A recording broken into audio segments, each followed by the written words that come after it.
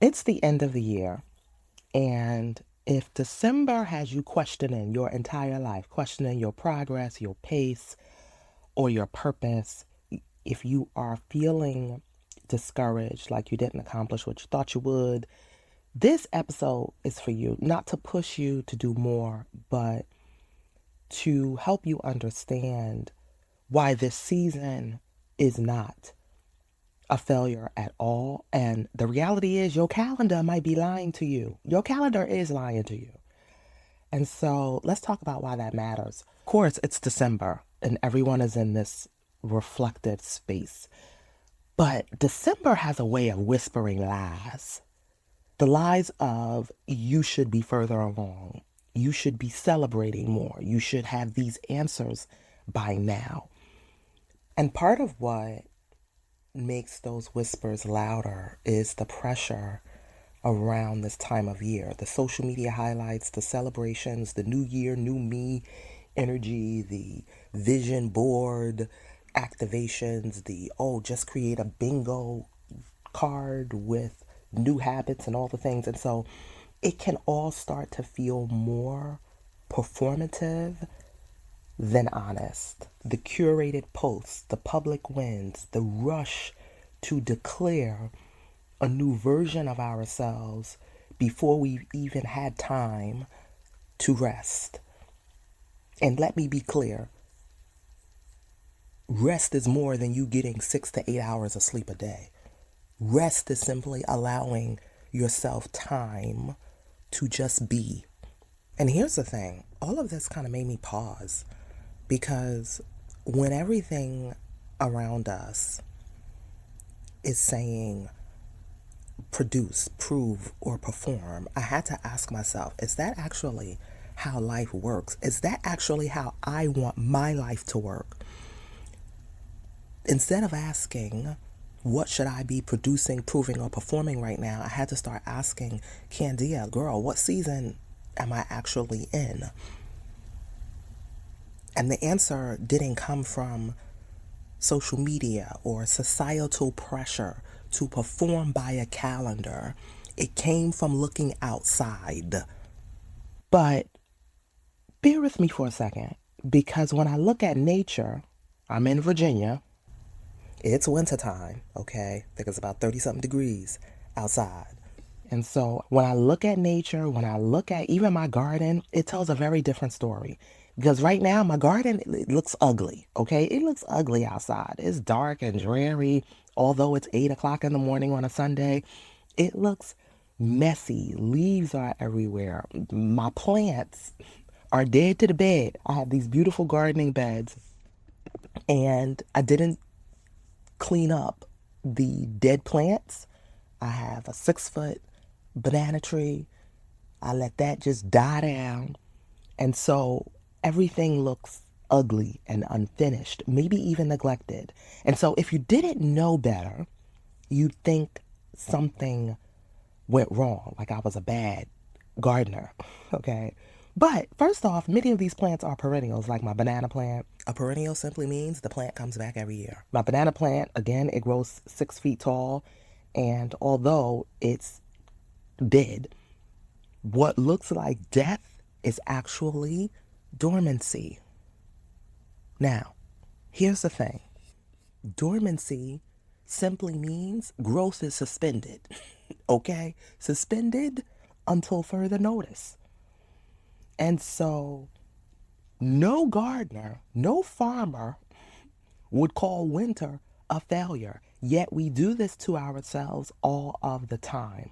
The reality is the roots are still beneath the soil is recovering, the system is simply restoring itself quietly underground. This is nature.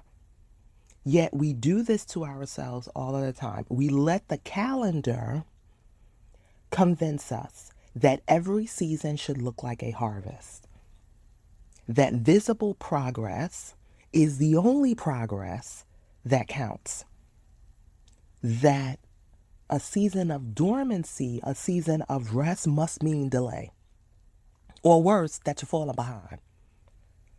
So For me, on the one hand, scripture is going to remind me to everything there is a season and a time for every purpose under the sun. So maybe this isn't your season of harvest, your season of sharing the wins on Instagram or Facebook or TikTok, wherever your social media drug of choice is. Maybe it's simply a season of rest. And that's not only okay, it's necessary. Or maybe you are in a season of growth or healing or quiet reflection, refueling. None of those seasons are wrong. None of them are wasted, and none of them need to be rushed. So for me,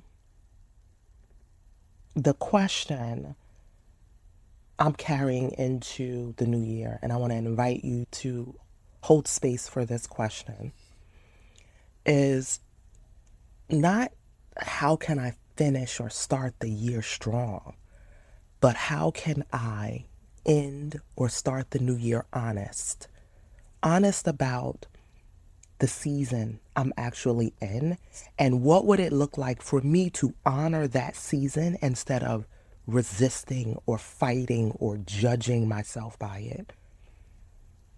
I want to be clear.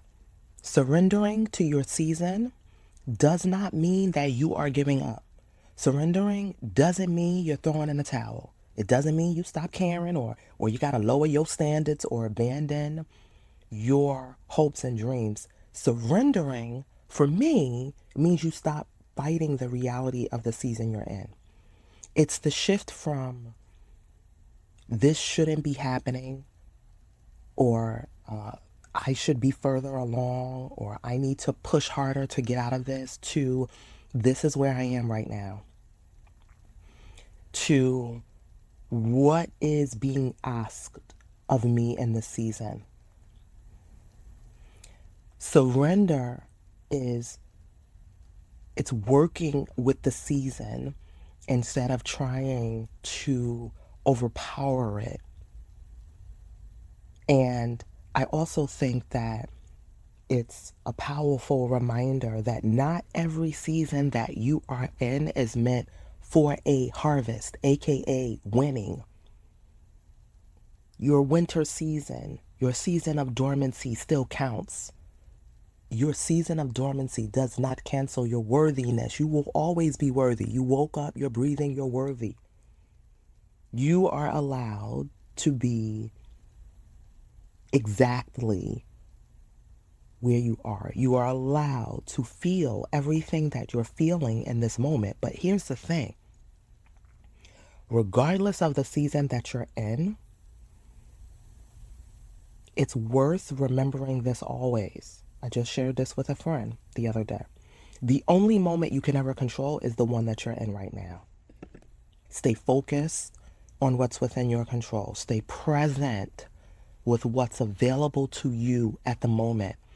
And by all means, when you can, practice gratitude. This doesn't mean that you're focusing on all the toxic positivity. Practicing gratitude means simply asking yourself what is right here, available to me at this moment, what's quietly holding me up even now, even when everything else is going wrong. What are the things that are going right at this moment?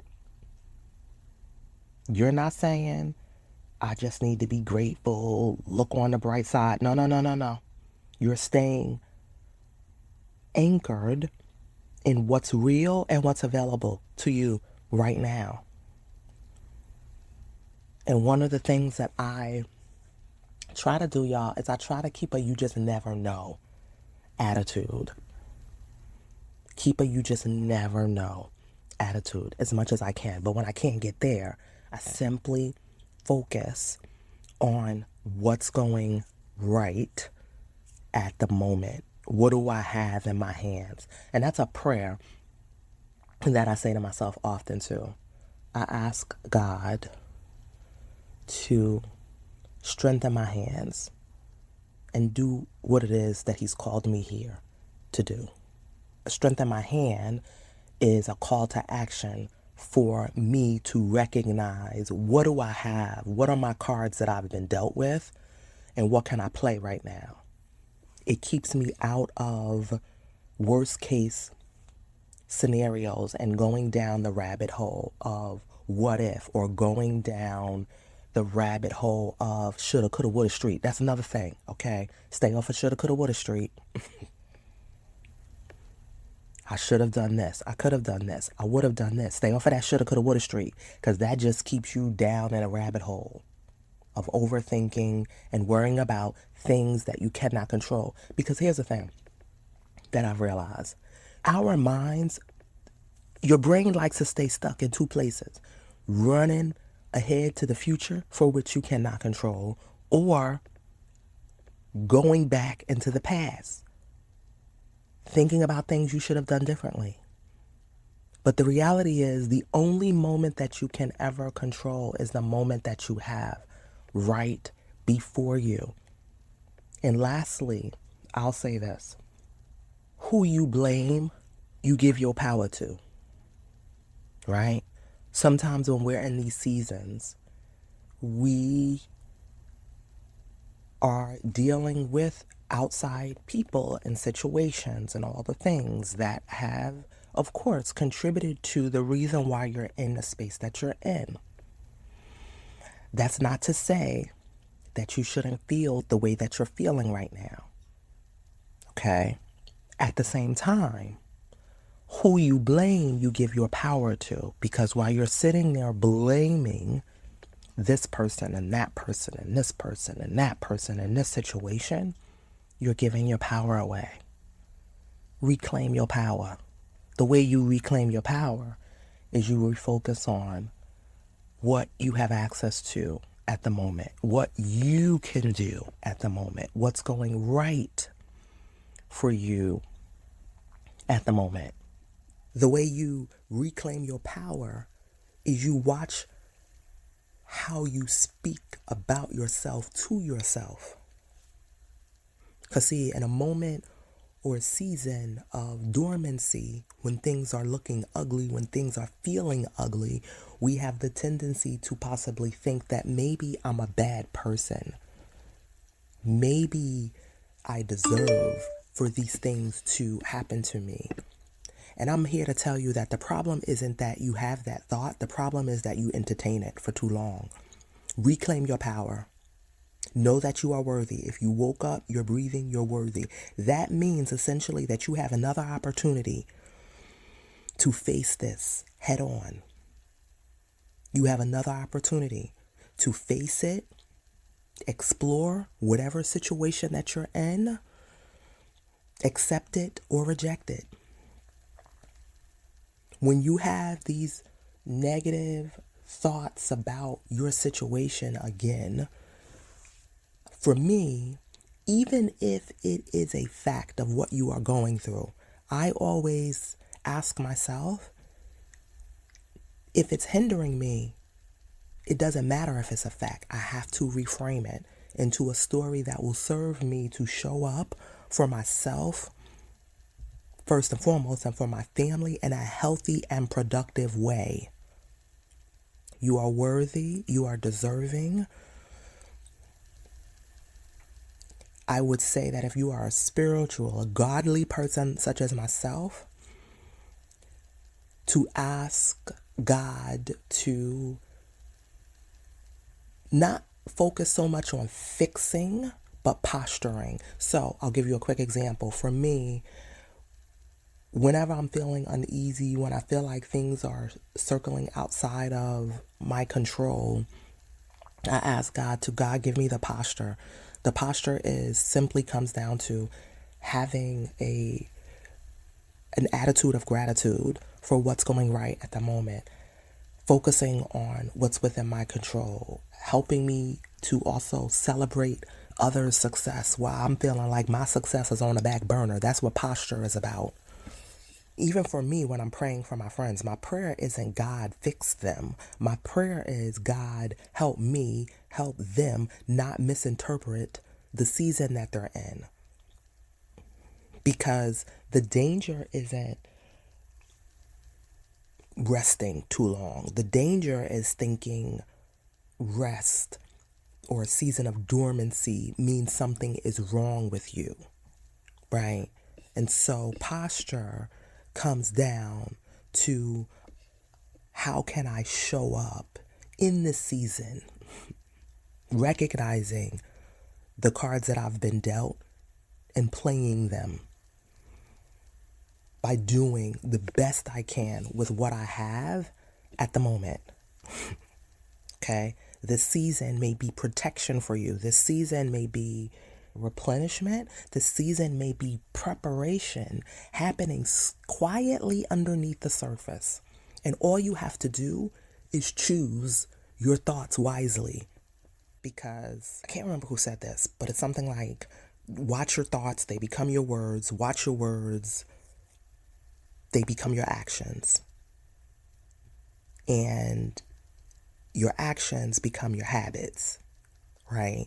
So the most important thing you can pray for in a season of difficulty is posture. Stop letting the calendar, a man-made calendar, but that's a story for another day. Stop letting this man-made calendar convince you that you're behind, that you're late, or that you failed. Contrary to popular belief, we are not all meant to experience the same season at the same time. Ooh, child. This was an impromptu episode, y'all. I know I haven't been in these podcast streets for a minute. I'm still getting over. I had the flu or something, y'all. Something is spreading out in these streets. But, oh, that's not the reason why I wasn't recording. Look, life just started lifing and podcasting hit the back burner. But this impromptu word on my spirit got me thinking, Candia, you need to get back into your podcasting life. I ain't gonna promise y'all, okay? But I just felt like somebody needed this message today. Friendly reminder, start this year. End the year honest, start the year honest, okay? I'm sending you vibes of peace, presence, and self-created joy for the new year. Talk soon.